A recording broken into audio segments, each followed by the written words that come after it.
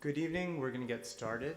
I'm here to welcome you on behalf of Dean Mark Wigley and Ben Prosky, Director of Events at the School of Architecture.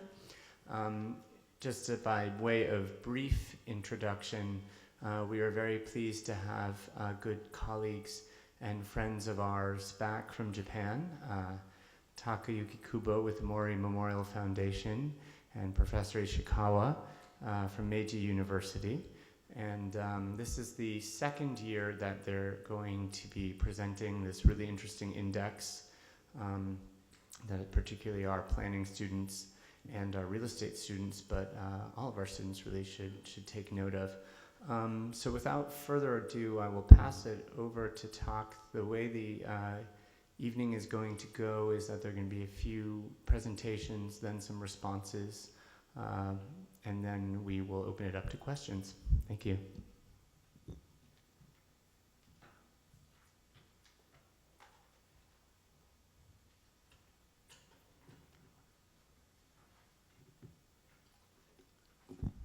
Okay, good evening. I'm Tak Kubo from the Mori Memorial Foundation. It's our pleasure to come back here again to this place. And so we'd like to start. So today, we have three people to present. So first, here's Professor Ichikawa from, he's a dean of Professional Graduate School of Governance Studies at Meiji University, and also a director of the Mori Memorial Foundation that I belong to. And also, this is Peter Marcotullio. He's an associate professor at the Department of Geography at Hunter College, New York.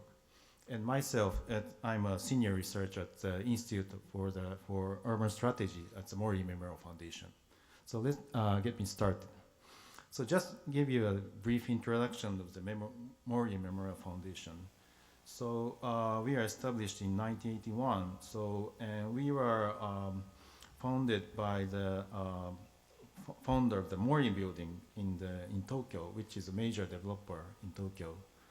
And so Mori Building does a lot of urban development, especially in Tokyo, in Minato wards, and so have been done plenty of projects. So maybe I go over later, and also some projects in Shanghai, including this World Financial Center, and also recently some more projects are happening in like Seoul and other Asian cities. So the foundation our foundation was founded because such Mori Building is a private sector, so there's a limitation to create certain urban policies. So that's why the Mori they established the foundation, the public research sector. So and the Mori Memorial Foundation conducts basically the research proposal to make Tokyo more livable. So. And this is one project undergoing the future grand design for Tokyo towards 2030. And also another research, this is a proposal to how to make the elderly friendly city for Tokyo, like this. And so, and the Institute for Urban Strategy that I belong has been established in 2008, chaired by Heizo Takenaka, who is a former Minister for Economic and Fiscal Policy under Koizumi cabinet. So, and the Institute researches more global issues related to Tokyo under the global age of cities. And also, and there was a desire to measure authentic position of Tokyo among the global cities. Then the Institute for Urban Strategy issued the first Japan-based city ranking survey called Global Power City Index 2008. And in the same time, based on the problems and findings from this research index, so we are also in parallel creating a future urban growth strategies for Tokyo towards the 2050. Then coming back to the Global Power City Index, so it features, so it explores the comprehensive power of cities that attract creative people and excellent companies from around the world. And also it indicates such comprehensive power by creating rankings for the world's major cities. And it applies multiple visions compared to the conventional rankings as the first Japan-based city ranking.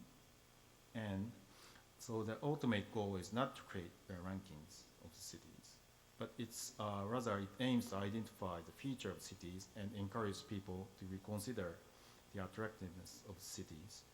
And also it intends to be a useful tool to establish urban strategies, clarifying the strengths and weakness of cities. So this is our organization for our current research.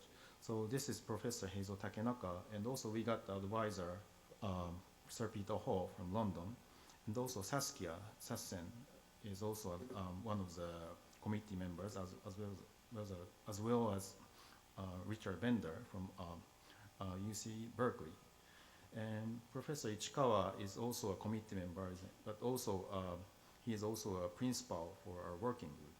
Then let me switch to Professor Ichikawa. He's going to explain the recent findings for the GPCI 2010.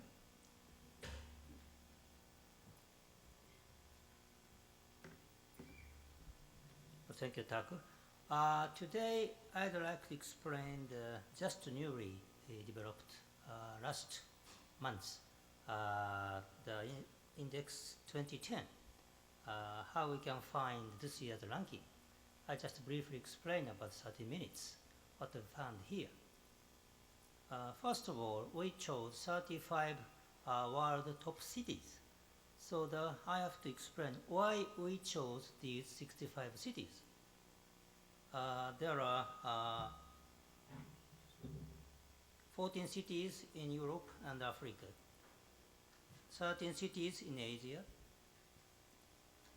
8 cities in America. So there are several criteria. First criteria is top 10 cities in major city rankings in the world now, such as the Global Financial Centers Index done by City of London, Worldwide Centers of Commerce Index by MasterCard, and Cities of Opportunity by PricewaterhouseCoopers.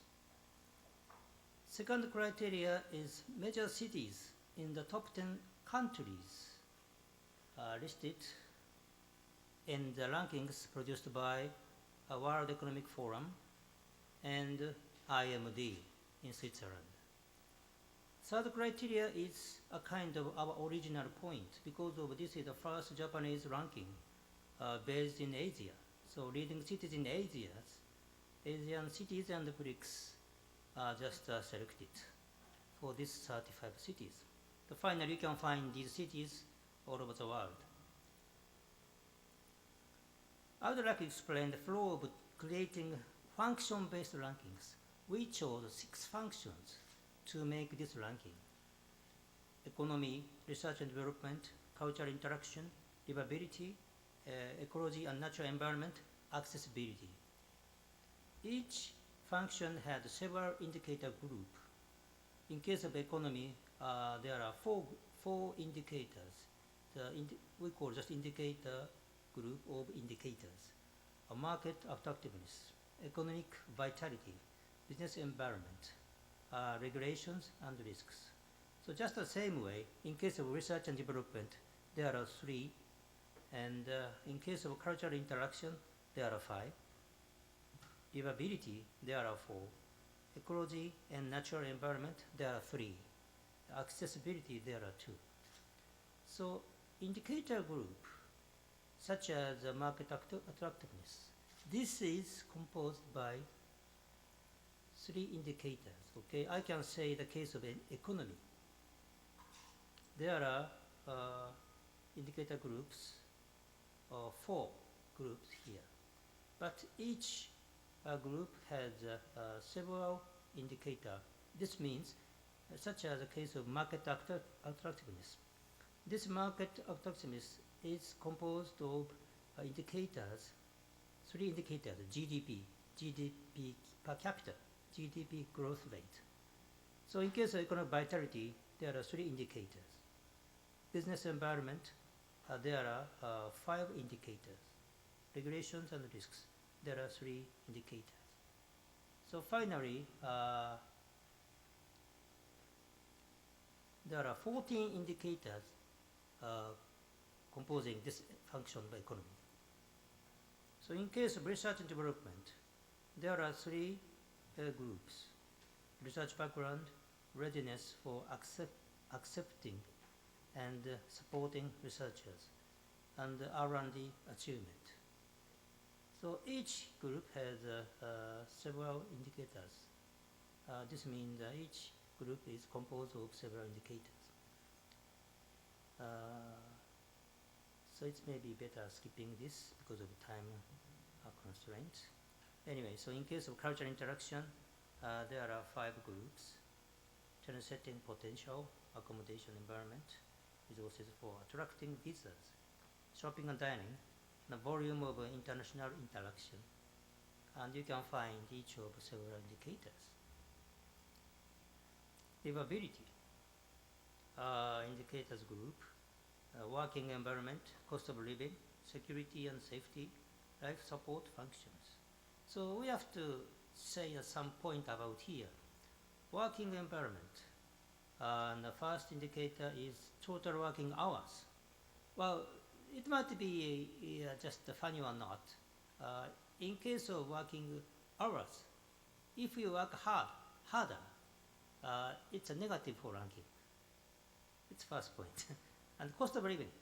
Average rent of residences and average price level, especially for average rent of residences. If that is expensive, more expensive, it should be ranked lower.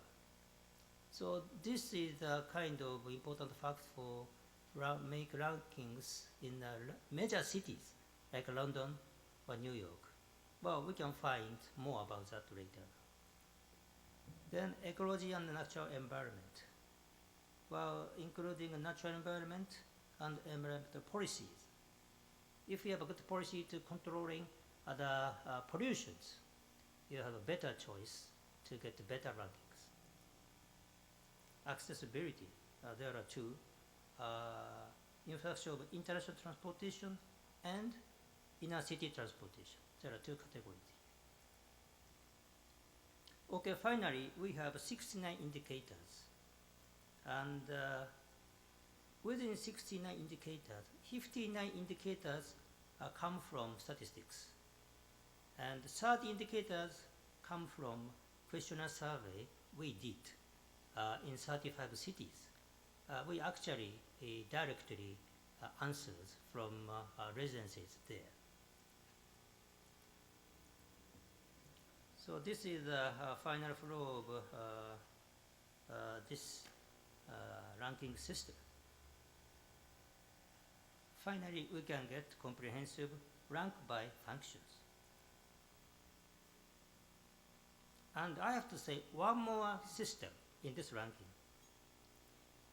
We have 5 groups of the cities: managers, researchers, artists, visitors, and residents. From their viewpoints, we have also the rankings.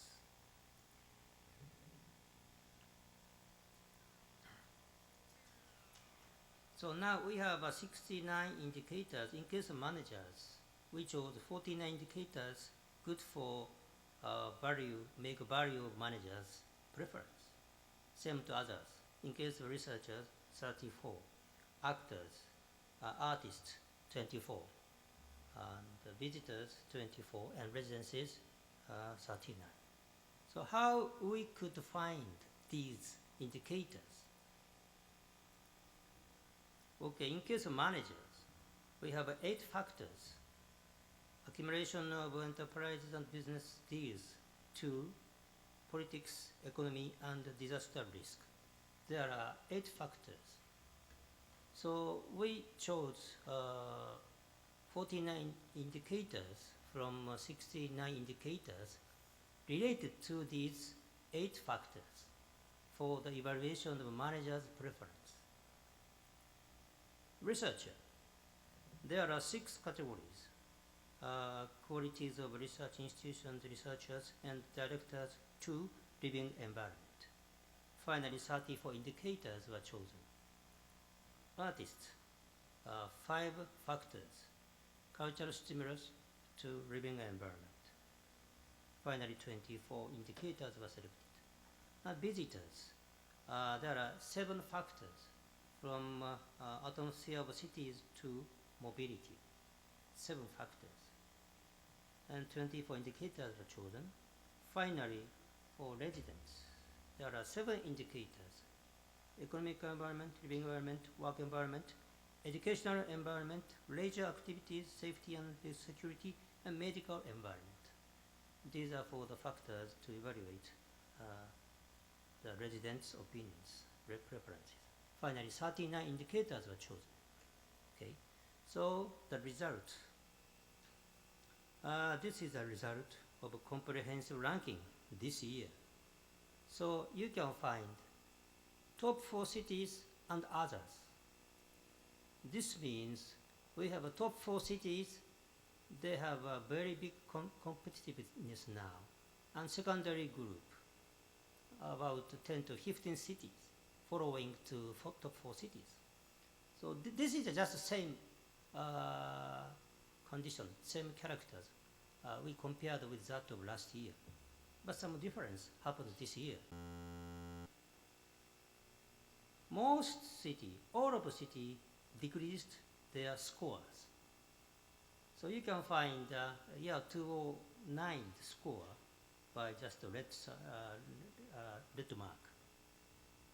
And when we see the 4 top cities, Paris decreased most, and Tokyo decreased least.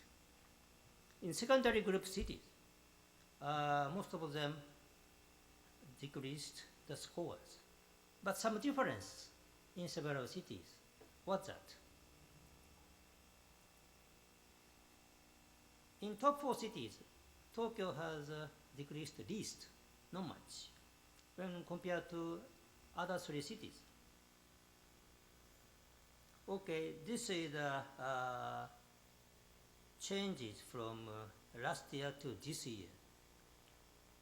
In green mark shows the getting up, red shows getting down. So generally, you can find East Asian cities, most of them are just getting up. North America and Europe, several varieties. So the most important point here is we have to think about the economic conditions. Like last few years, we had a big a kind of recession, just quite bad condition of economy caused by subprime loan. So this thing actually affected this ranking. Okay. This is a case of economy. This is more clear. East Asian city has getting up. North American cities, most of them were getting down except New York. In Europe, well, German cities are good, but others are quite worse. So this is a typical condition that happened for this year. This is a table of scores. The New York, well, this is the top in the world now, but still this city has a weak point in the livability on the environment, but 2 functions. But other functions, New York has a very good point. So finally, New York had ranked as the first. London, that's very close to New York, and the weak points are same to New York. Livability and the environment are not necessarily good here. So in this pattern, just same to New York and London. Paris is a different city. This is a kind of the city which has the overall power. And the weak point is only one here, not so much environment. Others are almost moderate, quite good.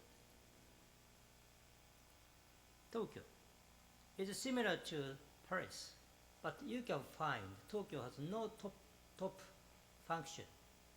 That's the reason Tokyo has only the 4th position.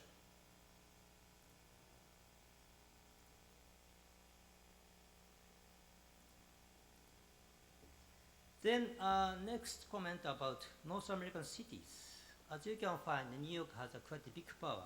So what happened for other cities? In economy, other cities is generally speaking just more than less than half. I mean just as average here, just it means under average, except New York. R&D is much better. Most city has the scores more than the average. Cultural interaction, this is quite different. It varies depending on cities. Livability, well, this is quite interesting. Well, Canadians had better scores rather than Americans. So we can find some weak points here for this function for American cities. Environment. Well, because of the policies for environmental protection for American cities, generally American cities has a lower scores in this field. Livability. Oh, sorry, just accessibility. New York has good points, others different. Really worse for the Los Angeles. Los Angeles has 32nd position. European cities, just this the color of pink. Well, economy, there are two types of cities, stronger, weaker, but this is a group here.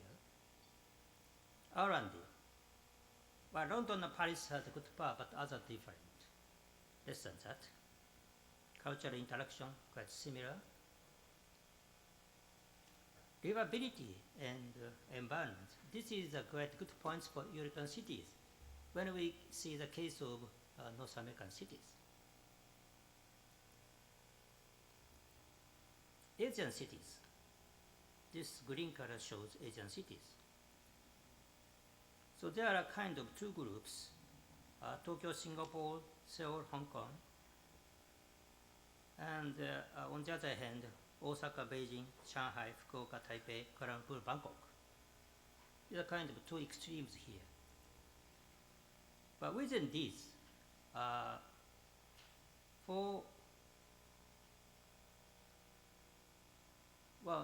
all, but for the four functions, Tokyo has a top in Asia, but two functions are different. Singapore, well, similar to Tokyo, but less than that. Seoul, it is third. Hong Kong has a good point, but not good for livability and environment. Maybe they complain about that for some reasons here. Okay. Asian cities for the Osaka, but this is another group. I just call it a secondary group in Asian cities, just kind of average. Beijing, very strong in economy and cultural interactions, but others are quite worse. Shanghai, similar to Beijing, but better in livability here.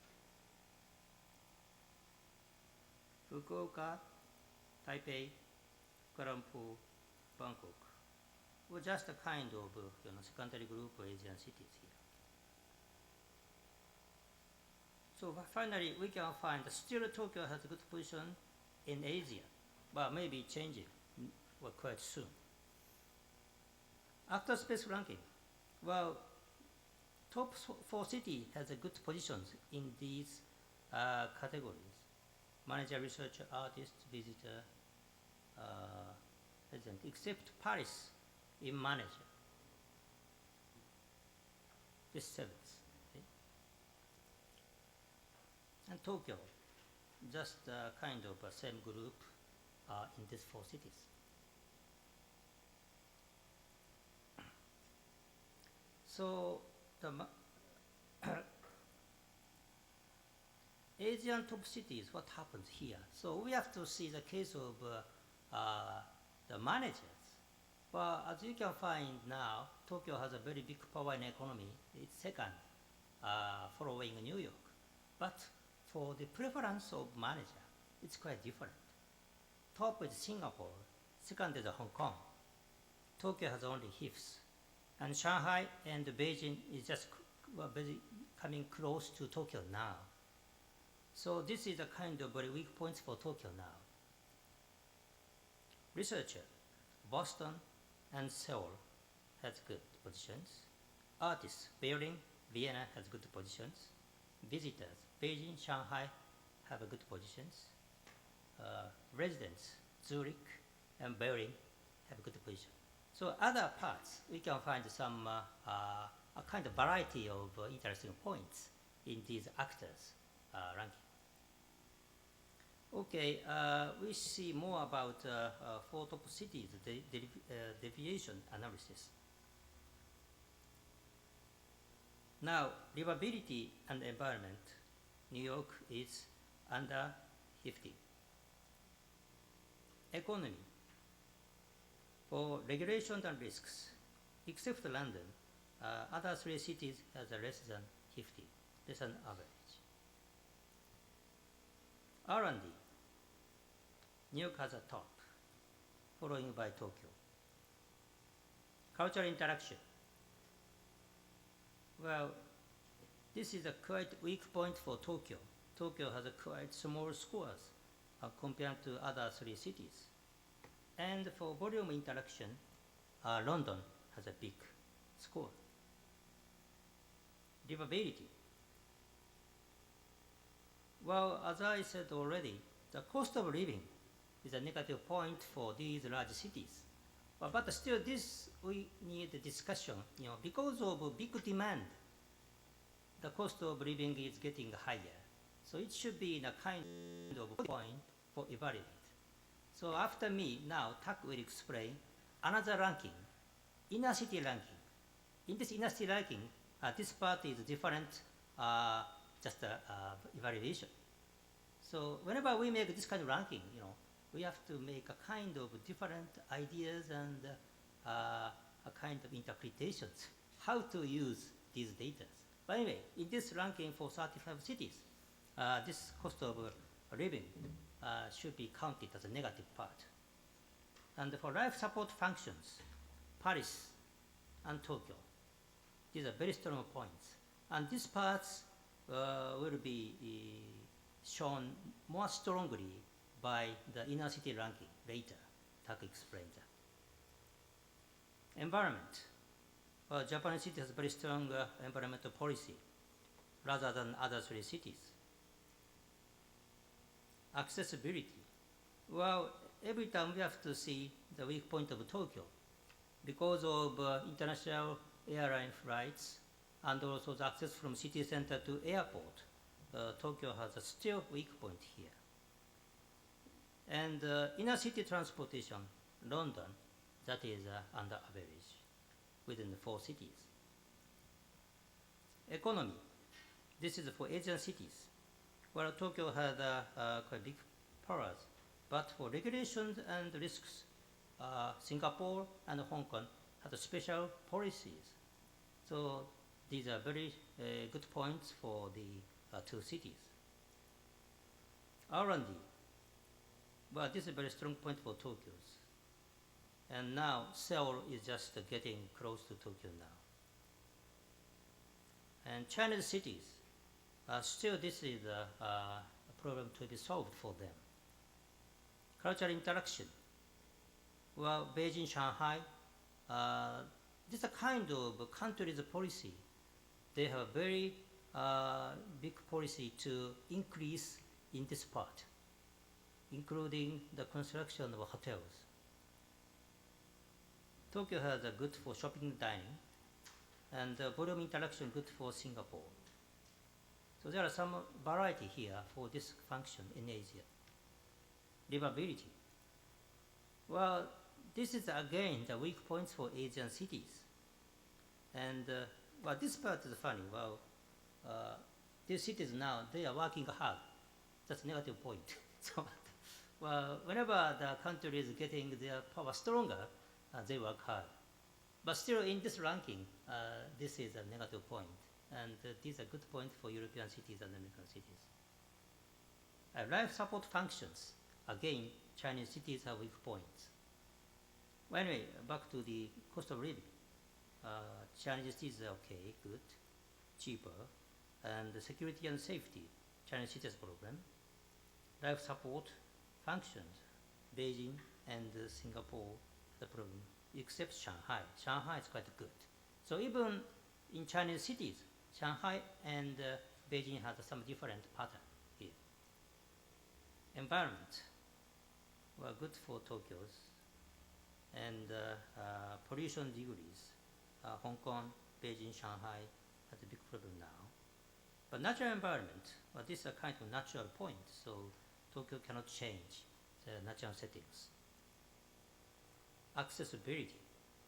Well, international connection, Singapore and Hong Kong had a priority more than other cities. Accessibility, now they're getting better, especially in case of Shanghai. Now the network of subway lines is already exceeding the Tokyo's network of subway lines now. Then come to the more detail for top 4 cities. New York, what's weak point, what's good point? So weak points, just come here. Well, let's show the strong points for the kind of research and development and the economy. But for the cost of living, ecology, and natural environment, and the regulation risks, this is under the average. This black line shows the average of 4 top cities. London, similar to the New York, but infrastructure of inner city transportation is a weak point again. Paris, well, cost of living, that's good, but others are quite moderate. Tokyo had 4 big weak points, and Tokyo's character shows that Tokyo has not necessarily a quite strong point. Singapore, well, just kind of in this case, there are still quite small point for the red mark. Hong Kong, Seoul, Beijing, Shanghai. Then come back to distribution of indicators for top 4 cities. New York, this is New York. Why New York has the top positions? Well, point here is this is average. So you can see here, if you have more scores here, finally you can get higher positions of rankings. This is the case of New York. You can find more in the 70s to 90s here. London, similar to New York, but this is more average here, and quite small numbers here, this area. Paris is moderate. So the contrast to Tokyo is different. Tokyo has a not strong point here from 70 to 90. That's the reason Tokyo cannot exceed the ranking of New York so far. So this is a pattern of top 4 cities. This is New York, and London, Paris, and Tokyo. So if I am the policy makers, we can find easily how to get the score of Tokyo. This part should be come down here. We should take more here. So the weak points are quite similar to other cities, even for New York, very weak point here. But this part is more stronger than other 3 cities. That's the reason still New York keeps a top rank in the world now. So we see more about Tokyo. What's good for Tokyo? Number of workforce, number of registered industrial property rights, R&D expenditure, safety level of shopping, satisfactory level of dining, and GDP, and some others. Punctuality of public transportation, this is good. And number of world top 300 companies, and the number of companies with ISO 14001.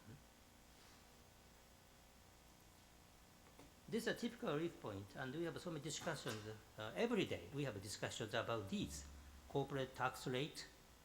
This is out of discussions. Travel time between inner city and international airport. So quite recently, our government had a discussion to decrease this rate. But every year we have discussions. Never happened.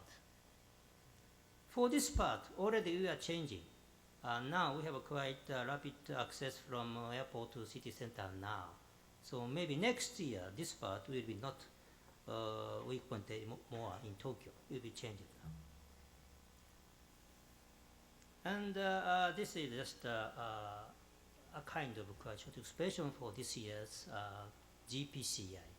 So later on, Tak will explain more about inner city ranking following me. Thank you very much.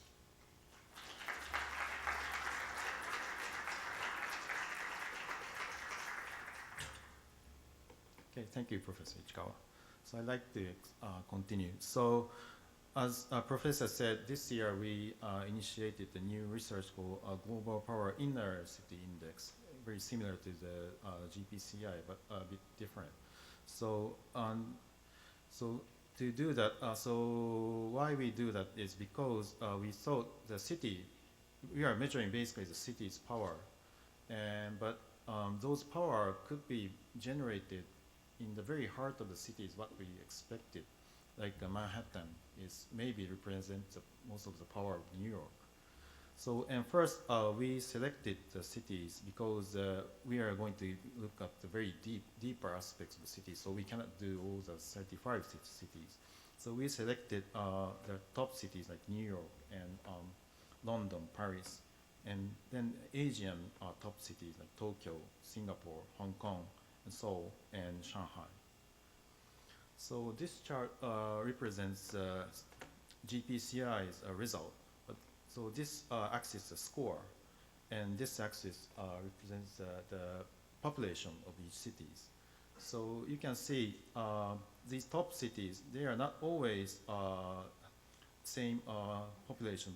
See, the Paris is very small, but still has a very high score, versus these Chinese huge cities with a bunch of populations, they are still in the lower score.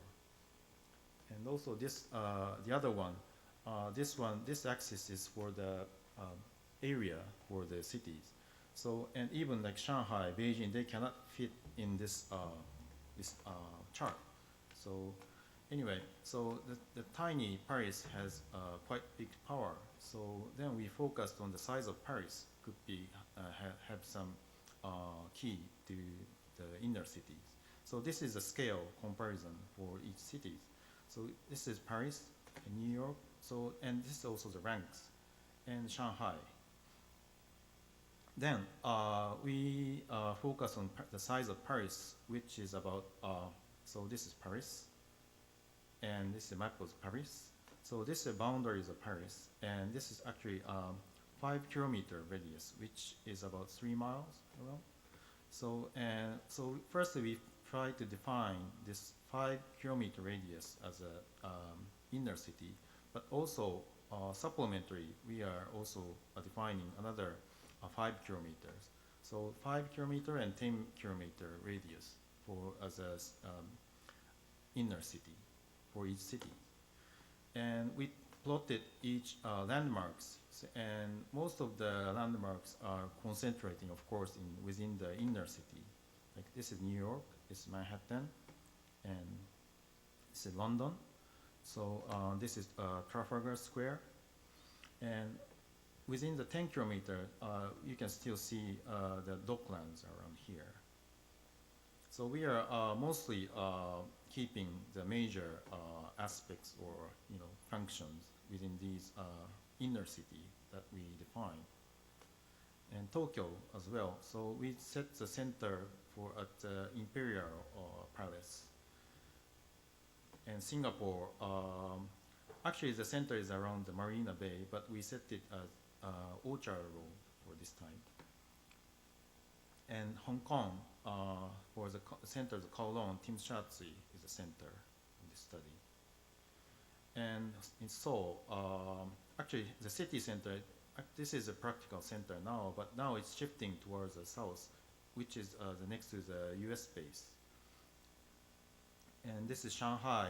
We set the center at the People Square. And then we selected also the indicators. So we cannot apply all the 69 indicators because we want to visualize all the indicators in the map. So we selected 20s from these indicators. So, and we selected, the people, which is a kind of density of the city, and also tall buildings and top companies. So we named that these as vital property. And then for the cultural property, we selected top universities and theaters, concert halls, museums and galleries, and stadiums. And for interactive property, we selected convention centers and embassies and consulates and international schools. And for the luxury property, so we set up 5-star hotels and top restaurants and also brand name shops. And for the hospitals and shopping centers, green and water coverage, we set these as amenity property. And finally, the mobility property consists of subway and rail transits, and also the highway, and also international transport. International transport does not always exist inside the inner city, but we thought it's very important for if living in the inner city to get the very easy access toward to the overseas. So that we included this. So, and let me just go over. So this is the first one, the population. Actually, this color shows the density of each city within the inner city. So the densest it's actually, it's about 20, more than, how many is it? It's 50,000 people per square kilometer. And so this is a population within, the darker part represents the numbers of people living within the 5-kilometer density. And and this added, this dimension is showing the people living in the 10-kilometer radius. Then you can see, and this equals density. So we found that we expected Paris could be the most, and especially the inner city, they have a lot. But also Shanghai is also, they have a lot of people living inside the city, in the inner city. And also we found very interesting aspect that so most of the city, so within the 5-kilometer radius, has more density compared to the broader 10-kilometer radius. But only, you see, Tokyo has its vice versa. So Tokyo has more density for the larger area. That means the 5-kilometer narrower area has fewer density. And this one is about the buildings. So we counted all the buildings which exceeds 100 meter high, which is about 300 or something feet. So, and of course, in London, Paris, they don't have so much because of their policy. But anyhow, so we can measure the power of or vitality of the cities based on this measurement. And of course, you can see a lot of concentration in the midtown and also the downtown in New York. But also in other cities, like Tokyo, it's more like spreading over. Like this is Shinjuku sub inner city area. And let's see, like Shanghai, this is the main axis of the city called Anlu. So they have a lot of concentration around here. And this is a periodical classification of each tall building. So of course, the era gets later, so the more building got into these cities like Shanghai. And also this represents a breakdown of the usage within the 10 kilometers. And then you can see Hong Kong, they have such a lot of residential towers compared to other cities. And this is top companies listed in the Global 500 issued by Fortune. So, and within that, this source, so we found Tokyo has the most. And also, not only with the companies, numbers of companies, but with the revenues together. But also Paris is also having a good point. And also the concentration is very similar to what we found for the tall buildings.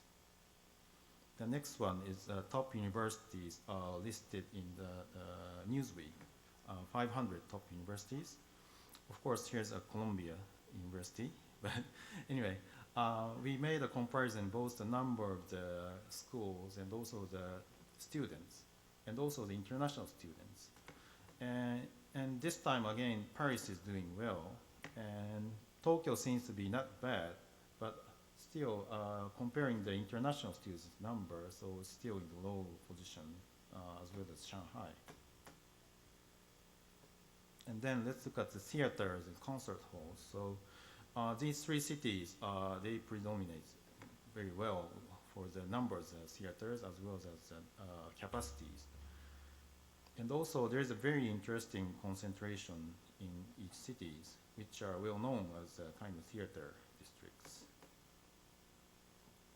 And museums and galleries are a bit different from the what we've seen for with the theaters, but still concentrating in the inner city, like 5 kilometer zones, especially for these 3 cities. And of course, these 3 cities, and Tokyo somehow, we found a lot of museums, similar number to these top 3 cities, but comparing the annual visitors for we tried to find out all of the museums, but it was impossible, so we just picked up the best one in each cities. But still, you can see these 3 cities are got a lot of people attractive compared to these cities. And the stadiums, so we did also the similar thing. So it's the number of the stadiums and also the number of the seats. So, and then these cities are strong, but also like a city like Seoul and Shanghai, they also have a good number of these stadiums.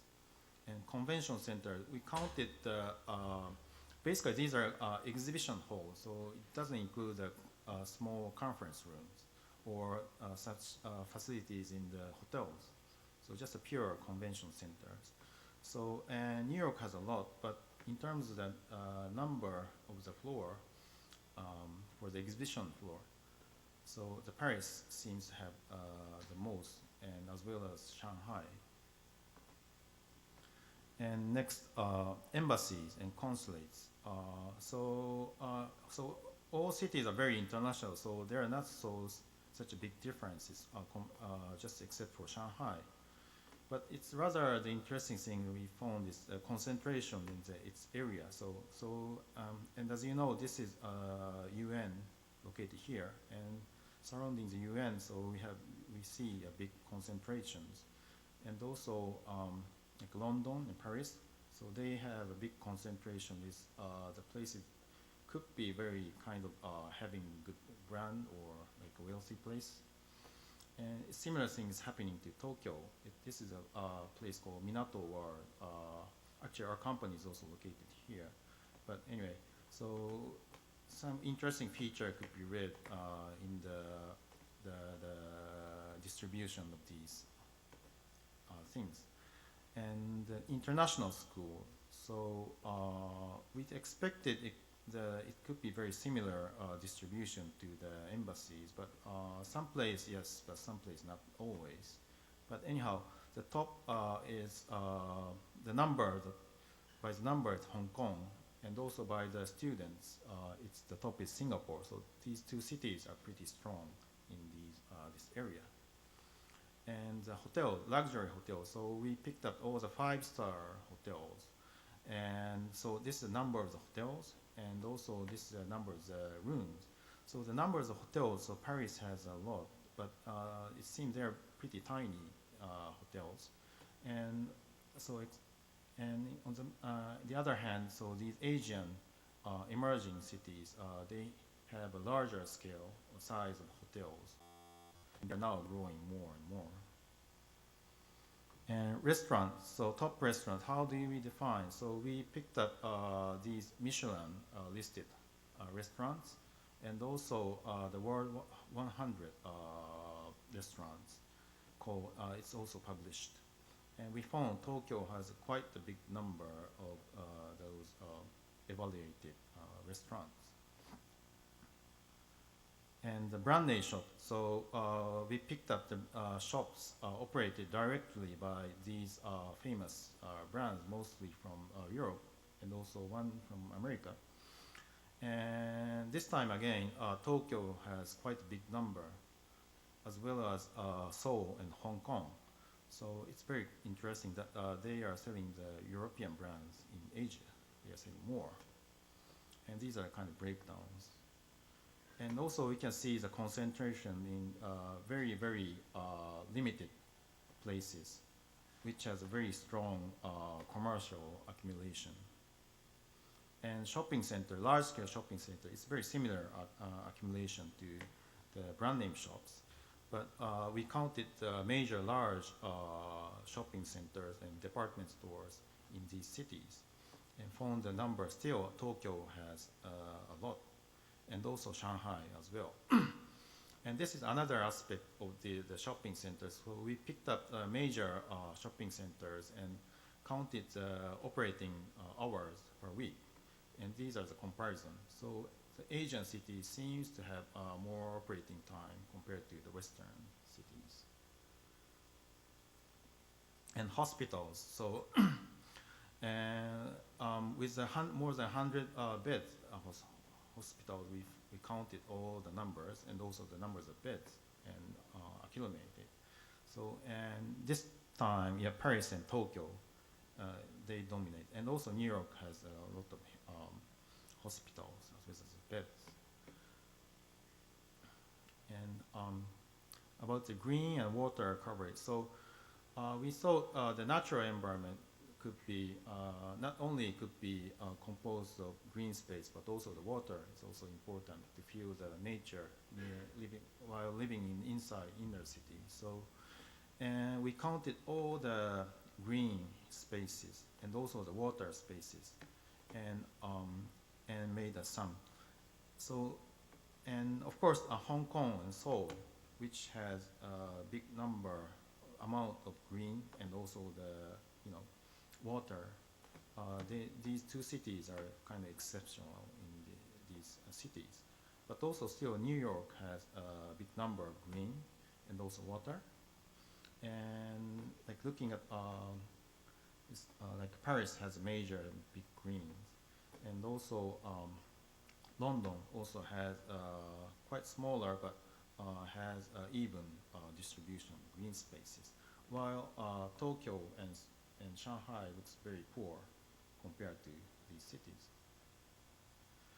Okay, and then transportation, so subway and rail transit. So we counted all the number of the stations, so not only the subways, but also the regular trains and others.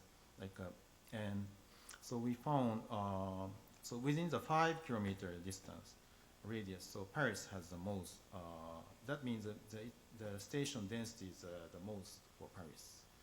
But if looking to the wider, broader area, so Tokyo has more.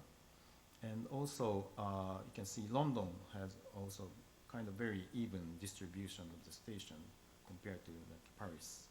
And New York also has a very good distribution in this New York City side. But the other side, the New Jersey side, it's very few stations happening. And okay, let's see. And this is a highway comparison. So the length of the highways we compared. I'm just gonna go quick. Yeah, but somehow Tokyo has a lot. So, and anyway, then finally the airport access. So it's a comparison for the time from the very center of the city. So it's not only the train, but sometimes it includes transit. So like a city like Paris, so we have to take a metro and switch, and then so this case, so Tokyo is not the worst, but the Seoul has a better the worst time. But looking at the number of the time, not the time, the drive distance, because of the bus. So sometimes the traffic jams happen, so it's very difficult to count the time. So we just calculate the distance. And of course, the Tokyo and the Narita airport, maybe many of you know, but it's the farthest in terms of distance. And also comparison of the fare of each, like and rail and also bus and taxi. So you can see how Tokyo's taxi fare is expensive. So you shouldn't take a taxi when you come to Tokyo, okay? And this one is the connection and like a performance of the airport. Like so the numbers, the runways all added together. Of course, New York has 3 major international airports, so it's the top. And this one is also, we all counted the cities with the direct flights and also counted all the number of the flights. Then, of course, London, Paris, they have a lot within their European zone. The bigger circle represent more bigger amount of the lines running. And so these also represents a connection of the cities between each other. So like New York is connected very well with, of course, the South American cities and also major cities in Europe as well as Asia. But looking at Tokyo, so you can see a big red this is Hawaii. So, but anyway, and also in Guam. But compared to like New York, you can find a different situation here. Also, like Singapore is more concentrated in Asia through Europe, and also Hong Kong has a very strong, maybe to some European cities and also American cities. And so maybe similar to Tokyo and Shanghai, it's still ending up in Asia. So anyhow. So this is a conclusion of our study. It's not completed, but it's almost. So we acclimated all the aspects I showed here. So, and you can see the very densest part is kind of what we are defining as powerful places. And so these charts, they are not always representing all the sum of the dots, but so each category has, so we changed to the index score. So we have 20 indicators. So we changed to, so each indicator is to 100 point score. So the theoretical 100% should be 2,000 points. So, and anyhow, so, and then we also took into account not the quality, but like a number, not only the number of the facilities, but also the capacities or like that. Then let's see. So the Paris, with this method of calculation, it stays with the top, and then Tokyo follows, and somehow Hong Kong, it seems to be more than New York, and then London comes. And within the 10 kilometer analysis calculation, so still Paris, Tokyo comes, and then New York and London, and then Hong Kong comes. And for this, and also other unique thing is for the Seoul, it has a very low score within the 5 kilometer, but within the 10 kilometer zone, so it has more score. So that means within the wider area it gets stronger.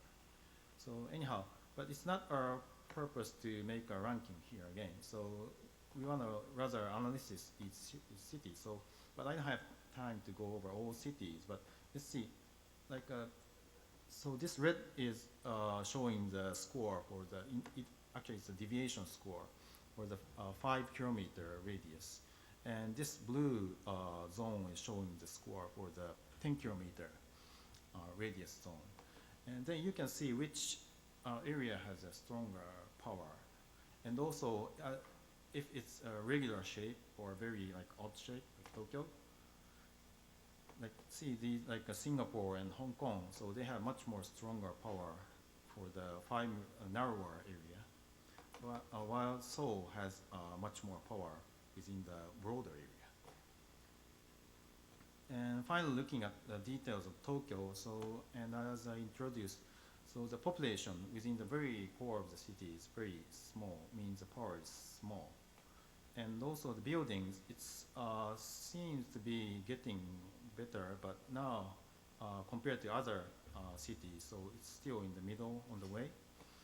And the company, there's a big amount, and the university is pretty well. But these theaters and museums still average are a bit lower. And stadiums, somehow there's big stadiums in the very core of the city. And convention, it's pretty middle. And embassies, like this situation. And also international school, not always so much. And especially the hotels number, the good hotels, the 5-star hotels, there's still quite a few, quite a small number within these 8 cities. But see this big gap, so the restaurants and the brand shops and shopping centers, so these kind of like for the mass consumption facility, there are a lot within both the 5-kilometer and 10-kilometer distance. And hospitals as well, a very good number. But the nature is not so good. And the station, highway, very good. And these international airport things are very bad. So this is kind of findings of the strengths and weakness of Tokyo within the inner city. So, and then, I still have another presentation how we can apply these findings. It's a bit about the advertise of our sponsor of Mori Building. So maybe I just go a bit quickly. It's okay? So, and I'm going to do as an architect and planner at Mori Building this time. So then, so we find a bunch of strengths and also weakness of Tokyo, especially the inner cities. And so these are as I mentioned. So, and the current problem of Tokyo is the structure of the city is very work-based, especially for the inner city. And also there is a long distance commuting. And also the city is structure like it's more like consumption oriented rather than the cultural interaction oriented. And also international interaction in business it proceeds more than the life interaction, especially for the foreign people. And also there is a small space of nature. So these kind of problems could be a business chance for a developer like Mori Building. So, and I'm just go this quickly. So what Mori Building is doing at the Minato Ward, which is also in the inner heart of Tokyo. So the current situation, you see, this is a major development done by Mori Buildings called Roppongi Hills, and this is another one done by the other developer, but it's pretty successful. But still, you can see many congested particle things still are running around the city. It's very, and also dangerous in terms of disaster. And this is a method to create the kind of compact city. So this occupies only 3% of the land by the building. So then this building can house all of these tiny houses and more. And other spaces can be returned to the ground, earth. So what Mori Building is calling this scheme as a vertical garden city.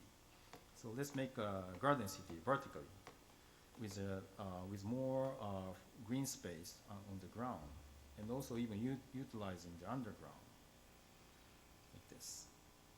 And so this is a business scheme. So so we switch these people to get into the new buildings, and then create more floor, and then Mori Building utilizes this, but while returning the other spaces to the public. So, and this is a model case. It's Arc Hills and also the Roppongi Hills I mentioned. And also other projects has been done for these like 20, like 10 or 10 to 20 years. You can see these. And these are the kind of cultural essences in Roppongi Hills. Like there's art museum, and also observatory and the club, and also kind of academical like school zone, and also a hotel, and like a TV station, radio stations, and movie theaters. But not only providing those facilities, but also many activities are also produced by Mori Building. And also it's an open green space. It's pretty dark, but it's a Japanese garden. And also it's a roof garden on the top of the theater. And actually these are the rice paddies, so the people living around the place, they can enjoy planting and also the harvesting with the rice. And this is another one in Arcules. So this is a garden created on the top of the theater. So it's like now like this. And coming back to Roppongi Hills again, so this before the redevelopment, so and actually they increased the green space by maybe about 70%, 80%. Also, Arcules again, after the completion, so after 10 years, so it becomes like more green, growing. And also, this is a thermal photo for the Roppongi Hills area. So actually, you can see previously they had a big, like many. Still, there are many heat islands, but this new development places, this has a cooler temperature. And this is a kind of the it used to be a fire car used to be running like this way, but now it can run like this. But anyway, so vertical garden city can be a solution to overcome the problems of Tokyo, what Mori Building is believing. So and it's based on the large-scale mixed-use development and also attachment of cultural facilities and all-in-one city and taller buildings with green spaces and robust city people can escape into. And finally, I'd like to introduce the latest project done by currently doing. It's running by Mori Building and also the government together. So there was a scheme to make a loop road in the inner city, but it's been taking more than 60 years. And this is the most critical part, which is called MacArthur Street. So this is referred to General MacArthur. So it is said this is his scheme to connect this port area in Tokyo, and this is the American embassy. So to create a good street, but it never happened for 60 years. So now with Mori Building, so using our scheme, so it's going to be emerged. So what we are doing is to create the tower here and put the people, many people are now living here, but to move them into this building and then create the street with the building and also running underground the building. And based on this MacArthur Street, so and then Mori Building is trying to expand the kind of called vertical garden cities to within the Minato over area under the grand design of Tokyo. Okay, that's finished. Thank you.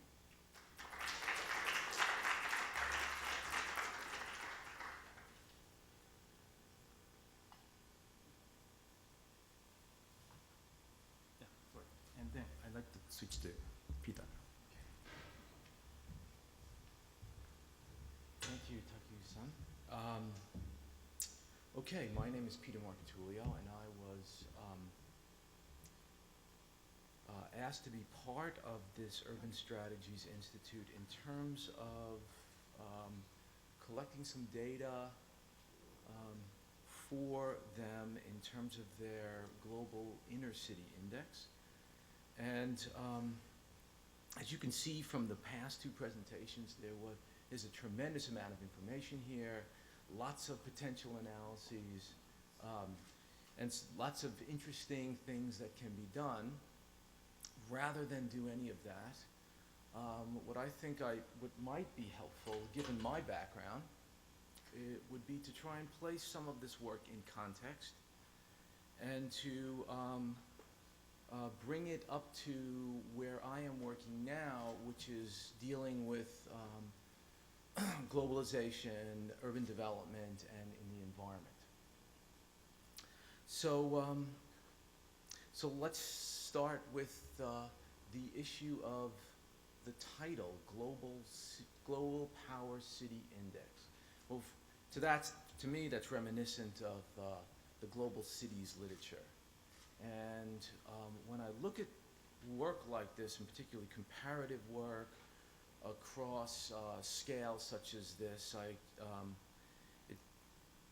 it resonates with that extensive work. And as I look at it, I could see that there are at least 3 lines of research that have flown together to create this type of analysis. Certainly, it was the work of John Friedman in the 1980s, who outlined what he called the world city formation process. And for us, identified some propositional effects of competition, global flows, investment, et cetera, on cities that, quote unquote, articulated to that of the global system. He also invoked some notions of core and periphery and semi-periphery, those used by people in the dependency theory literature, and was obviously therefore looking at and very interested in underdevelopment and inequality at the global scale, trying to explain why you had some cities increasingly improving in their accumulation of capital while others were suffering. Now, the second line of literature was supplemental to that, also related global flows of capital and finance to urban development, but in a comparative fashion. And a lot of this work got its inspiration from David Harvey, who was looking at shifts in what he called the circuits of capital and development cycle in cities and global finance, and how those flows came into and out of cities and helped them develop or not. A lot of studies in this regard looked at comparison of cities, New York, London, Los Angeles, these kind of things, and how finance changed, and subsequently how the spatial arrangements within those cities has changed. And finally, the third set of research that helped to create the global cities paradigm related to what we now call research on producer services, the office economy, capital finance, and these kind of things that we see in cities. And as you know, the key to the global cities literature is this notion that those cities that are on top of the hierarchy, the ones that were noted by Professor Ichikawa, had their economic basis as centers of the concentration of some of these services. It was these researchers in these various fields that started to cross-reference each other, et cetera. And finally, in the 90s, we had Saskia Sassen on one side and Anthony King on the other that developed a fully fledged theory of global cities. King looking at the long-term historical trends and how London influenced the cities in the developing world and subsequently were influenced on the structures in London, and Sassen focusing on New York, Tokyo, and London, and the extended financial and production systems, and how these particular sites became those of the production of specialized services. Once this literature was formed, there was an explosion of research around the world. And that was part of what I was involved in the late 1990s and at the turn of the 21st century. Working for the United Nations University, we looked at globalization and global economic restructuring and urban development around the world, including those cities in Asia, Latin America, Africa, Central and Eastern Europe, as well as those in North America and Western Europe.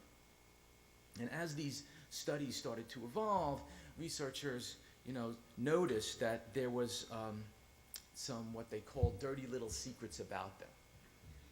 And the dirty little secret was that many researchers were presuming connections and presuming that there were flows between and among these cities and not actually measuring them.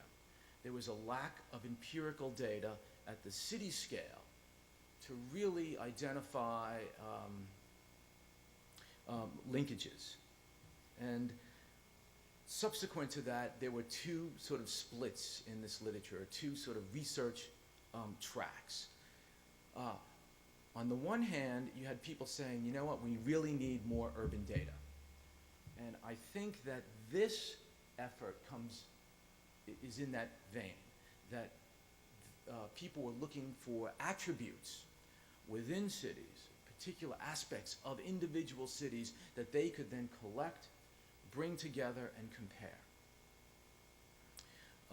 And on the other hand, you had people suggesting that, well, it's not really the attributes that are important, it's really the connections between cities. So you had a group of researchers that were stimulated, let's say, by the work of Peter Taylor and his group, that were actually looking at relations between cities. And here they concentrated on sort of flows between cities and connections between companies within cities, et cetera. And they developed not only their own extraordinary databases, but actually special analyses in which they created their own hierarchies. And you probably read some of those studies. But either way, all of these studies are trying to look at and trying to identify the relationship between globalization writ large and an international hierarchy of cities.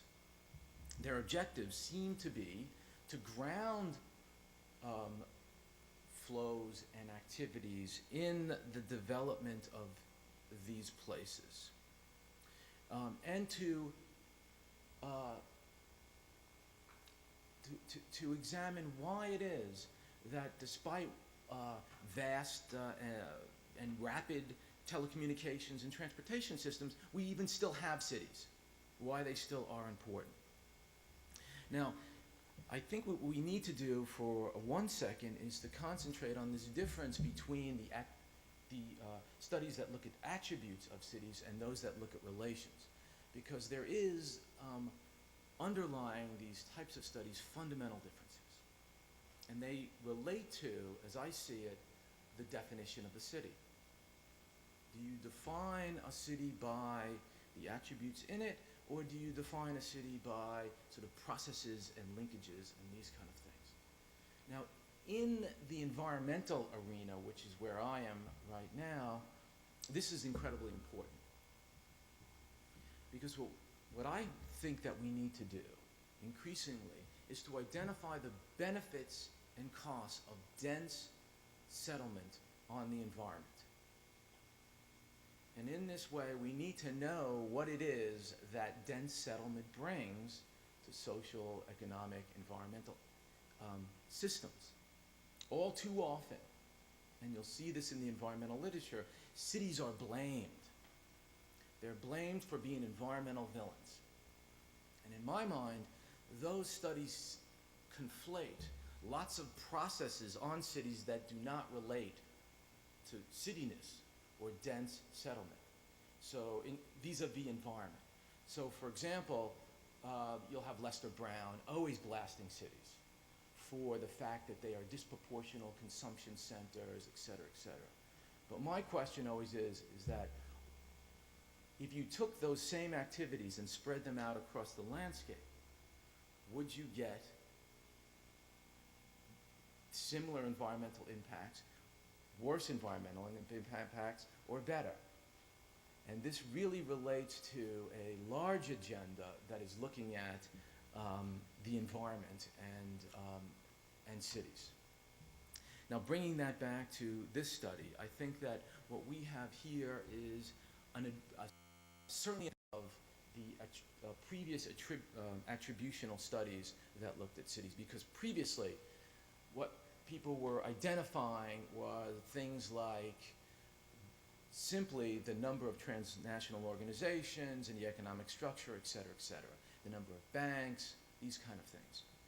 What I think this new study that was just presented brings to us is a much broader set of issues, and they actually are including things like livability, environment, and accessibility, sort of environmental issues into the study and this research agenda. So whether what exactly is the correct way to look at these, to look at cities and to define global cityness will be subject to the kind of questions we ask. I certainly think that this type of work is an advancement and is much needed. I think that a lot of the data here can be used by other researchers that are doing comparative studies, and I think that this particular study is one that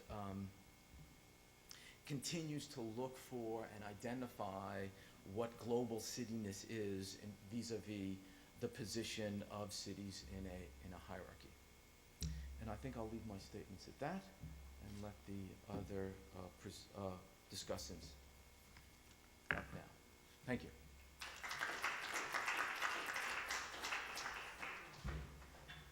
Sorry, I just forgot to introduce Professor Marcotullio is also serving as a committee member for the inner city study. So, sorry, I forgot to introduce.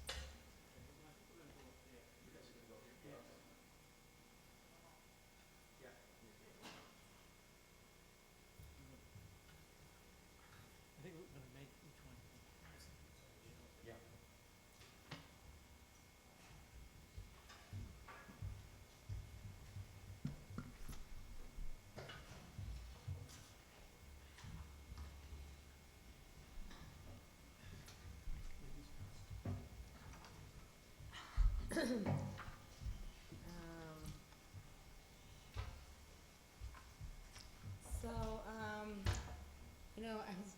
I thought this talk was very interesting, and one of the things, there's a couple of things that struck me that I think that we should bring up.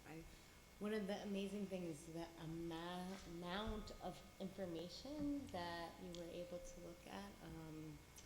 The amount of criteria. But one thing that struck me was two things. What are we missing? I guess this is kind of a question you're kind of always asking. And I'm wondering why focus. Obviously you're making a global power index, but can you not learn something from the other end of the spectrum, those cities that didn't make it to the top? I guess that would be one question I would ask. The other thing that I struck me about this presentation was the application of the data, right? So if you've done such an extensive amount of research and looking at where all of the communities kind of play out, then how do we use that information to make better cities, supposedly, or how do we use it to inform our cities in a new kind of way? And I know that you presented your one application, but I was curious about how the intervention of MacArthur Boulevard related directly to the Power City Index. Okay. You have two questions to us, and the first one is, of course, whenever we say just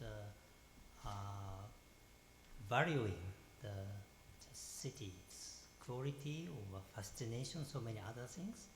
So just some story, we did this ranking. When I started this ranking 2 years ago, already there are several famous city ranking in the world now. And such as the financial center ranking by City of London, or also some ranking by the Price Waterhouse and Coopers, and also another one is done by MasterCard. And we found whenever they say the ranking of city or fascination of city, they are, just these rankings are based on mainly the economical points, only that. So our ideas were maybe similar to you. Whenever we see the city, we see so many variety of viewpoints. It depends people. People has a different preference to see anything. So it's quite different from this kind of economic-based data. So finally, we chose 6 functions to evaluate cities' rankings. But still, of course, something missing. Yes, it might be more possibility to find to evaluate cities' quality and functions, characters. So, well, maybe your question should be the same to us. Maybe continuing for the next years and for the future. Whenever we think about the city's good points, maybe still we have to do everything or more things from on now. And second question is very interesting for us also. First of all, early next year, maybe January, we issue the yearbook of this Global Prosperity Index. So this yearbook has more data that we studied to make this ranking. So the many scholars have a good chance to use data based on this yearbook. And for the result of this ranking is already has influence to Japanese government and Tokyo government, because whenever we issue this ranking, Japanese government, central government, and Tokyo government try to contact to us, get more data from us, because these are very important issues to evaluate their policy itself. And we already announce the weak points of Tokyo. So next stage is not only using data, but the government have to change the policies. So in such case, this kind of fact is very important for them to persuade to change policies. This is our now thinking about it. I can say just one more. So about the second question, so yes, and also the very purpose is actually, so I also belong to Mori building, and then we really wanted to know the real position of Tokyo. So, and we refer to many rankings, but many are, they have very different, so, perspectives and also the result. So, and we try to do, then let's do by ourselves. So that's the very start of doing the rankings. And also the inner city especially. So, and actually the president, Mr. Mori, maybe Vishan knows a lot, but he's a very aggressive guy to want to make Tokyo a better city. And he's done big achievements since for like 30 or more years. And he's quite confident that Tokyo has been very good city. So, and then so then measure how Tokyo is good. And then we submitted. So still there are many agendas we have to cope with. So, and that's why we are still doing this. And also, Professor Ichikawa mentioned we are not only doing the analysis for Tokyo, but also want to utilize this for promote other cities like Tokyo. Yeah, one fact is already we issued this ranking of the world now. Only 35 cities. Some of the cities in the world requested to us to make a ranking, and some cities said why our city is dropped in this list. So now we found that many cities in the world now trying to find their, the weak points and the strong points, and that should be important to make for them to make new policies. But this is our data.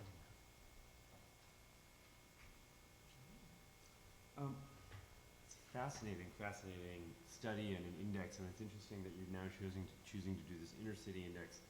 I was trying to understand the way to think about the meaning of all of this in terms of cities representing power, and because it's not like Athens and Sparta, we're not going to quite see cities fighting, right?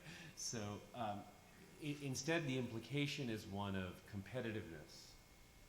Right, and how well we can compete with one another.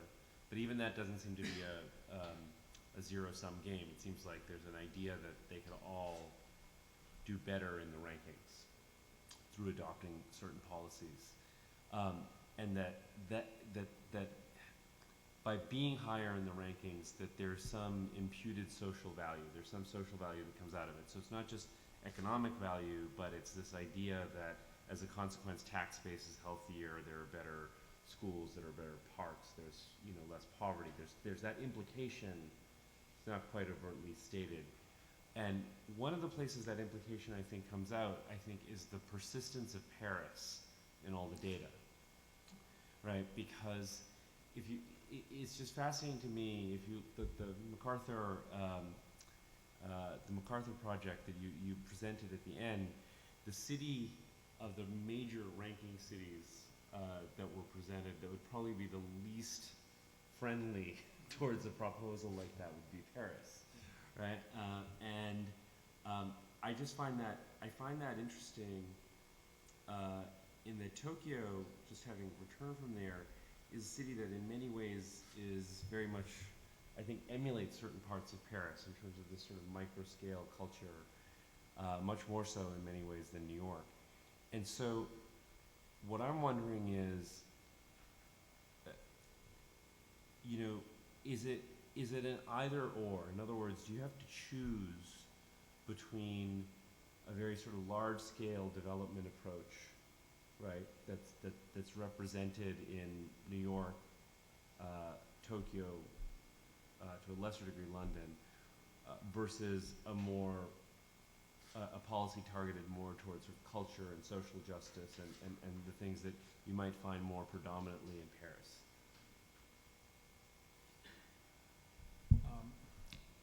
Actually, I first shown in the slide about the current situation of Minato World in Tokyo. Yeah.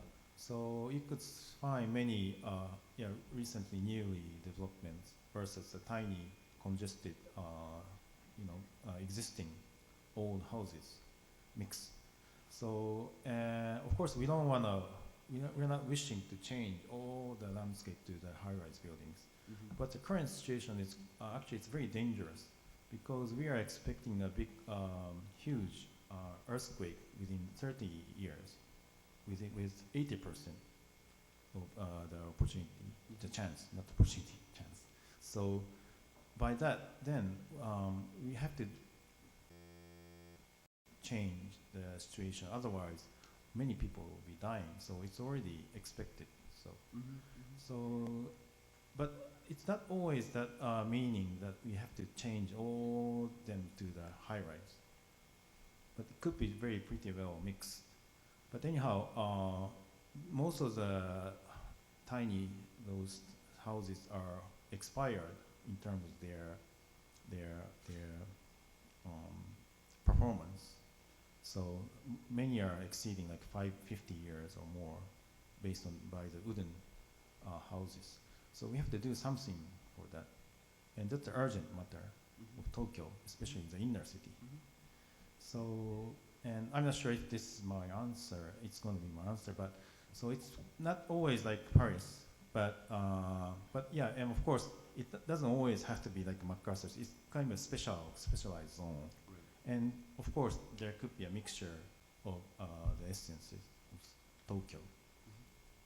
Well, maybe two answers about your question. First one is how we could renovate the city centers in Tokyo now. And the first one is Tak showed the project done by Mori Building. But not only Mori, like Mitsubishi and Mitsui, we have several large developers. They are doing just a similar thing in different area. So Tokyo had several multiple cores in the city center, like Nihonbashi, Marunouchi, Roppongi, Shinjuku. So it's quite interesting. Every area is very close to some special developers. So in case of Roppongi, Mori has a kind of leadership there. So in different area, different developer has the initiatives to make their own new towns or new cities. The point here now is, first of all, whenever we discuss the high-rise buildings or super high-rise buildings, every time we have many objections and complaints of people. They don't like higher buildings. So this is different from New York, Manhattan. But now even that, the center of city of the center of Tokyo changing now. Gradually, high-rise buildings is constructed. One big difference from Manhattan is, whenever we construct high-rise buildings, we have so many green perks. It should be set every time. The typical pattern is shown in the Roppongi Hills area. Once Mori Building constructed the building, they have only 600% volumes, not 100%. But at the same time, this developer construct many area of parks and preserved one big old gardens. This is the style of Tokyo's construction for high-rise buildings now. And of course, these buildings had a kind of mixed-use functions every time. Not only office spaces, but also many other kind of functions. That is a system now happened now. And second point about that is, in case of MacArthur Road, after the war, MacArthur came to Japan. He came to Tokyo, lived there, and he said, we need a road from Embassy of United States to the port. But after he ordered, it took 60 years. But still we are doing. It's another story. Once we decide urban planning, it's never changing and doing. But the style is different from the original plan. Now, MacArthur Road had an underground street now. The surface is mainly for pedestrian space. So it's a kind of different style because of the request of people, preference of everything, and also the technical thing already developed. So it's changing. But still, we keep the plan, original plan. Most Tokyo's plan was just shown 1923 after the Kanto Great Earthquake. After that, the Tokyo's original plan was shown. And after that, now more than 80 years, we still keep that. That's the story in the Tokyo's plan. That's the reason Tokyo is changing year by year gradually. Still we are doing. That's the story now we have now. One of the things I like about this project is that it has an emphasis on policy. And not only an emphasis on policy, but that the creators of this index understand that it's just a tool. It's just a tool. It's a diagnostic tool. It can tell you how you stand in relationship to other cities. And secondly, it's a policy tool. It can identify where you're strong and where you're weak in relationship to other cities. One of the things that they didn't talk about is they do something called scenario analyses, or what I would call sensitivity analyses, in which you imagine that you changed one of those indicators. That, for example, you added another runway to your international airport, or you lowered the corporate tax rate. You do the analysis and you say, okay, if we add another runway, how does it change our ranking? Or if we lower the corporate tax rate, how does it change our ranking? So it gives you a sense, an ability to talk about what you might do and what consequence it might deliver for you in relationship to the index. That I like, but I have some problems with this too. And the problems I have with it have to do with urban space and with what I'll call urban time. On the space side, this goes back to a point Peter made about how do you think about cities. If you think of them as what I call isolates, that is individualistic and fully formed and really somewhat disconnected to other cities, then that's one thing. But if you think of them as related in networks, rather than that is, that when they act, there's a reaction by the other entities in the network, then this changes your whole sense of policy. So one could, if you think of cities as network, you could say, well, if I added a runway, what do I expect the other cities to do? Well, I would expect them to respond and do something so that they don't lose their competitive position. So that in order to really do a policy analysis here, you can't just look at what you do, you have to look at what other cities will do in response. And it's very likely that if you add a runway, someone else will add a runway to their international airport. No one wants to lose their competitive position in this global game. So that really changes the way you think about making policy recommendations. The other aspect of this that's important, if you begin to think about cities and networks, then many of the cities that these cities are networked with are not on the index. What are the important cities for New York City? White Plains, Jersey City, Washington, D.C., Stamford, Connecticut. None of them are on the index, right? None of them are on the index. So if you were going to do an analysis of New York City, you would have to bring those cities into the index in order to understand what New York City can do. I mean, one of the things we know about analyzing world cities is that unless they're tightly integrated into their national networks of cities, they can't be world cities. So that your ability to be international depends on your ability to integrate back into the national network, or at least the regional network. And that's that's one of the things I don't see here in this index, and one of the places this index could go in the next step. The last comment I'll make has to do with time and policy. You can't make policy in what I call the eternal present. The policy that you can make depends upon your past, on how you've come to where you are. You can't change the corporate tax rate unless you understand how the coalitions were formed to set that tax rate. And those coalitions are not going to easily change.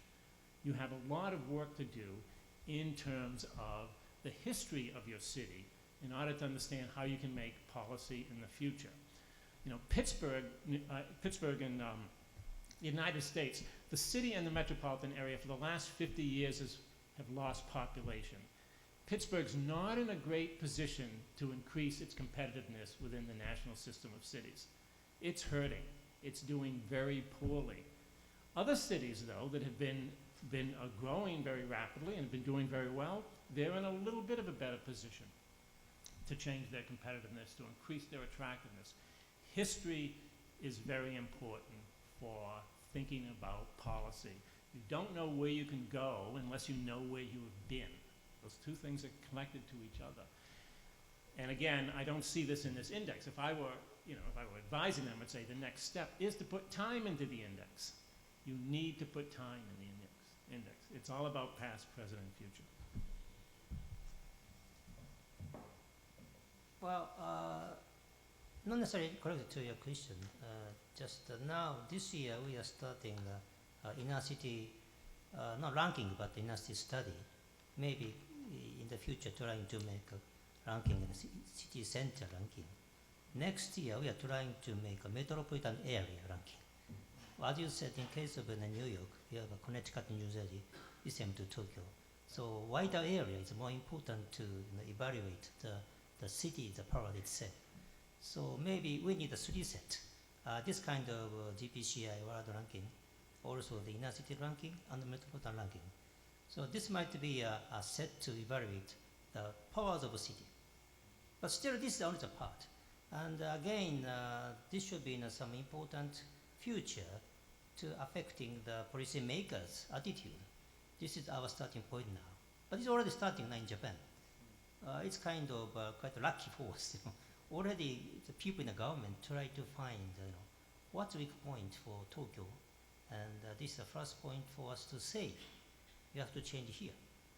And finally, this kind of publication will, just exploring to the many readers. So maybe there's some affection about that. Thank you.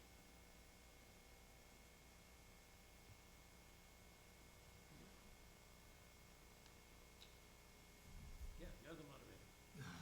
Oh, I'm the moderator. I didn't know I was the moderator. In that case, perhaps maybe we should open it up to the audience. Maybe some people want to ask some questions? Anyone? Okay. Moshi, is that you?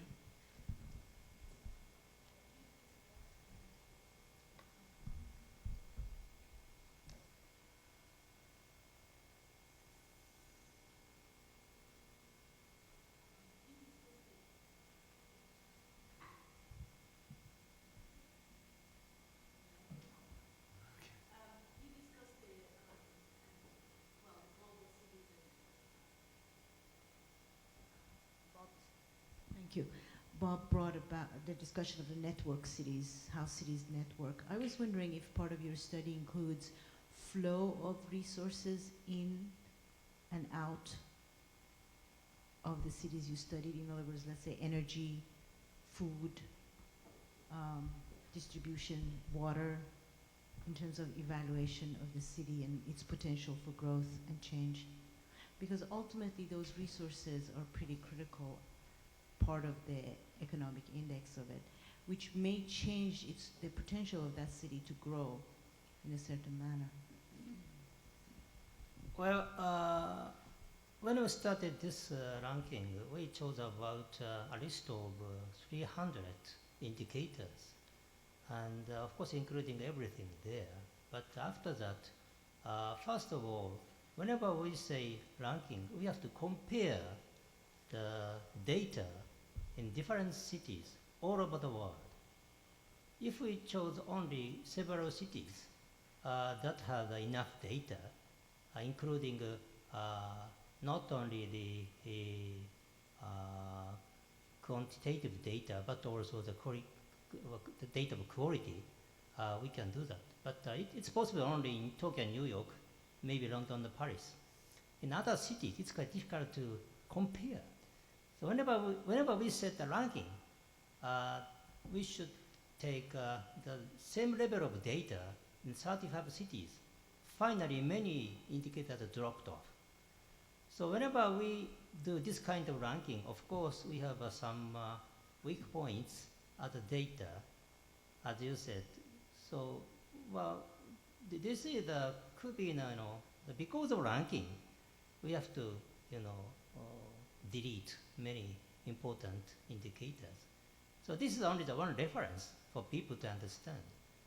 This is our understanding so far. And 35 cities are quite small numbers of ranking, cities for ranking. In other ranking system, there are more cities. It means when every time we have to, just quite be careful of the data availability for other ranking system. And I found many, problems for many other rankings. But it's because of comparison. We have to some kind of compromise to do that. This is our understanding now. And I understand you are saying, of course, yes. But so far for making ranking in the many cities, we have to do the different thing. This is our answer to it. I think yes, same. All right, I saw another hand maybe? Have you considered looking at primary education or concentration of poverty?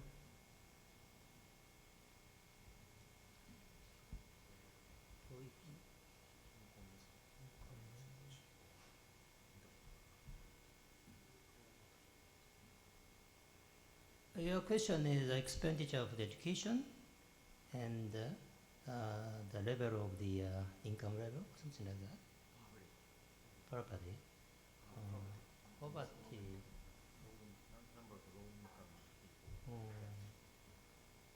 Well, it could be in the data in the United Nations for the poverty. But still, this time we just investigated the data of UN. Some of the data source of UN is quite fuzzy and not necessarily trustable for us, and we didn't use. For poverty, well, this is the 35 top cities, and poverty is of course an important issue, but not for the important influence for making ranking, and we didn't use. So the expenditure for education, well, number of schools or some other data or number of researchers, some others we chose, but expenditure itself is not used because in a different country has a different system, especially for this city ranking, not this country, city. So data availability is a very different topic for us to do that. So some data is just come from national data and using by our own, the understanding. But whenever we say such kind of a big issue for the education expenditure, it's not necessarily good for ranking city. It is our understanding. It's okay? Would anyone else on the panel like to approach the issue of poverty in this global city index? Well, this goes back to Saskia Sassen, who began her discussion looking at inequality measures and polarization within global cities. And I think that it's really an interesting issue of whether this is actually perceived in a global competitive market that you have this kind of polarization, or whether it's just ignored altogether because you can isolate your investments in some parts of the city rather than others, and you don't have to worry about those parts that are not so well. I mean, this is you might know a little bit more. Well, You might know a lot more about this than I do. Well, I don't know how much more I know. I mean, the PricewaterhouseCoopers study actually looks at both of those metrics. The one that you cited earlier, and so I think that most policymakers would probably agree that you have to look at a metric like that in order to understand what the kind of social aspirations of your city are and what economic opportunity is represented by any individual city, right, as part of its competitiveness. Because,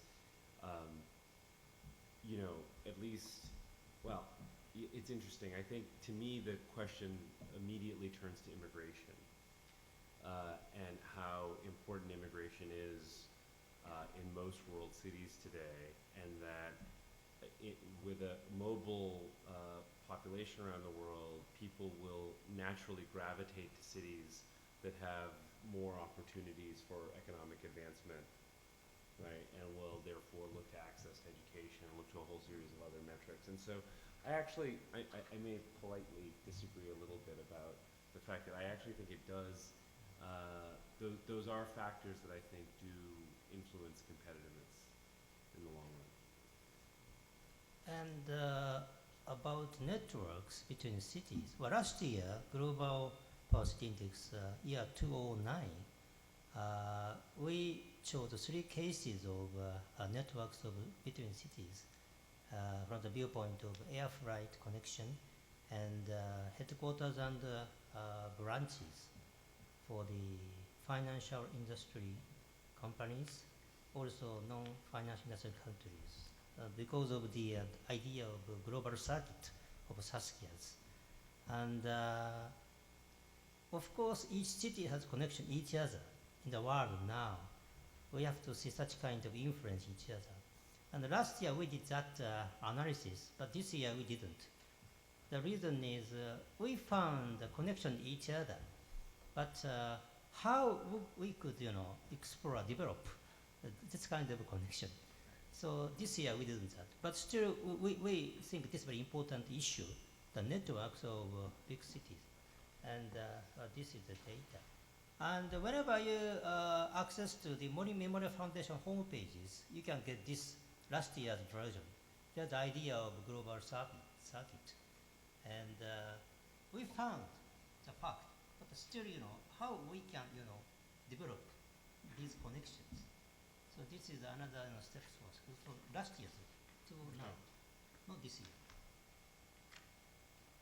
Okay, I think there was a person back in the back row before we get to you. that had a question. Hello. I have one question, actually two questions. One question is, what do you think is the strongest and the weakest point between a vertical city and a horizontal city? And the second is, I've been reading some articles and Japan has a lot of problems with family structures and they have a lot of policies now, especially in cities, to promote people to from single families to get married and have kids. Do you think these global economic power cities have an impact on family structures and demographics, which is partly answered, but how much do you think global cities impact on demographics and family structures in those specific cities? So maybe it's the first question you're referring to like Paris versus like New York, like that, right? Yeah, and based on our inner study research, so we found, yeah, or maybe it's not, it's can be also filled, but we found so Paris has a very big density, but consequently in the very inner area we found very few green spaces. So, and like New York, of course, there is a big, huge Central Park, but still, like we found Paris has a quite small number within the smaller area. So for the green spaces, but they have two big parks, right?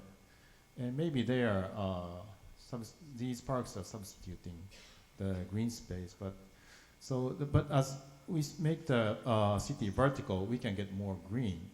So it's all up to maybe it's a preference. So which do you want? So, and like personally, I'm living in a tower now, and the view is very nice. And also I get good big amount of sunlight, and also we have many green space around my apartment. So I rather prefer living in such space. So that's my personal opinion, though.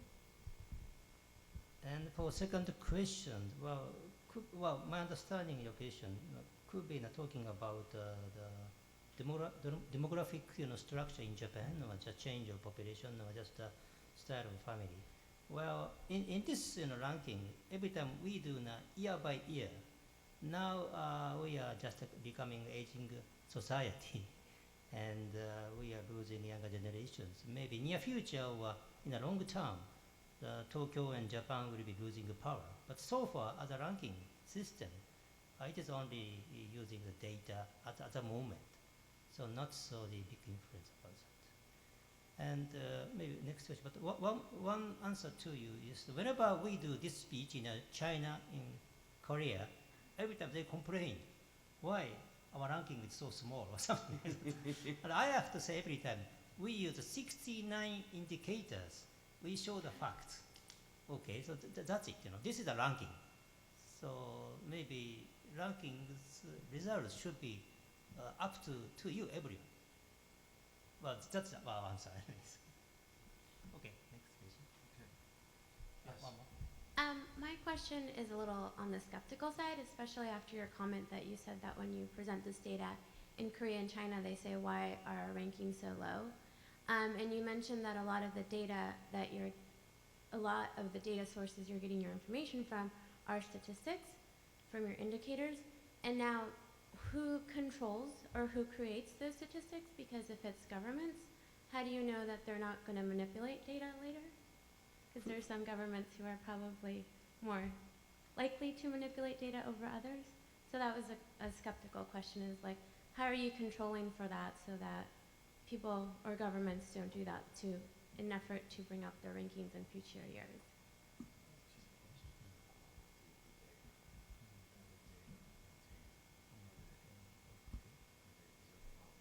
Yeah, well, you said the who controls that is just, of course, we try to find many databases, and every time try to make a same level for 35 cities.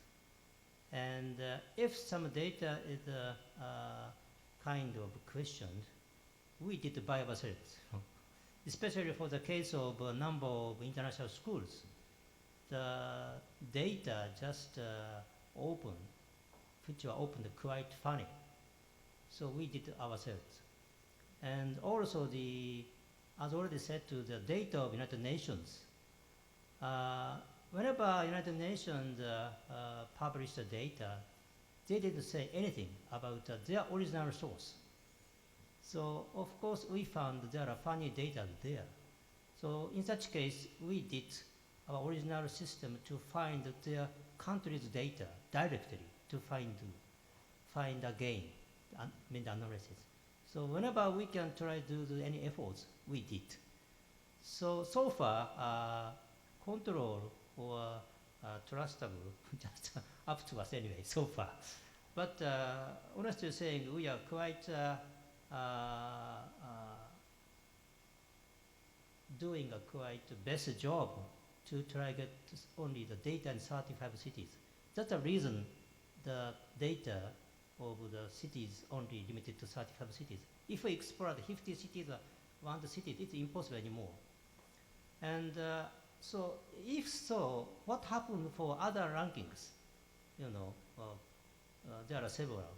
One, already now there are four famous indicators in the world now, including us. And in case of City of London's financial center ranking, they change every year, very different cities. The reason is every year the City of London had enquete, just a questionnaire to the younger businessmen. So younger business answers changing year by year. So very different of rankings happen there. But in this CPCI, we do the 53 database. Within 69 indicators, 53 come from statistical data. So each kind of quite chronological data are never so different year by year. So still we keep a stable system to get data, and the reliability should be the same every year.